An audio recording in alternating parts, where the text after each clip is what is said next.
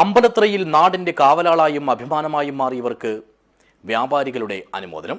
വ്യാപാര ഭവനിൽ സംഘടിപ്പിച്ച പരിപാടി അമ്പലത്ര പോലീസ് സ്റ്റേഷനിലെ station house officer C Shaju ഉദ്ഘാടനം ചെയ്തു. This news sponsored by Jyoti Institute of Medical Technology, Nityananda Building, Kanyanad.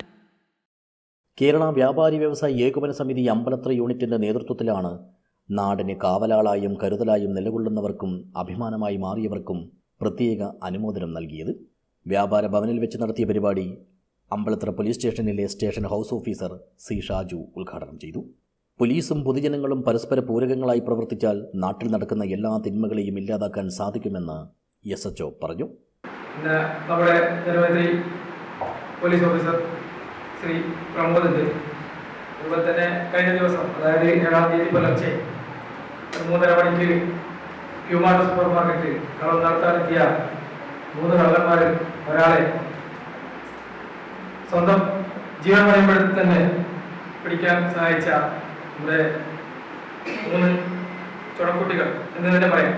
അതായത് മൊയ്തീൻ, ശ്രീ പുരുഷോത്തമൻ, ശ്രീ രതീഷ്. ഒരു 3 പേരെ എത്ര അഭിനന്ദിച്ചാലും മതി വരില്ല. കാരണം ഇന്നത്തെ കാലത്ത് പലപ്പോഴും ഇങ്ങനെയാണ് സംഭവങ്ങൾ കാണാൻ ഒഴിഞ്ഞുമാറി പോകുന്ന പ്രവണതയാണ് കണ്ടുവരുന്നത്. അതിന് പ്രധാന കാരണം തന്നെ ഇത്തരം സന്ദർഭങ്ങളിൽ ജനങ്ങൾ ഇടപെട്ട് കഴിഞ്ഞാൽ അത് പോലീസ് സ്റ്റേഷനും കേസും കോടതിയും ഒക്കെയാണ്. അതിന് ജനങ്ങൾക്ക് താല്പര്യം കാണുന്നില്ല. ചടങ്ങിൽ യൂണിറ്റ് പ്രസിഡന്റ് KV ഗോപാലൻ അധ്യക്ഷത വഹിച്ചു.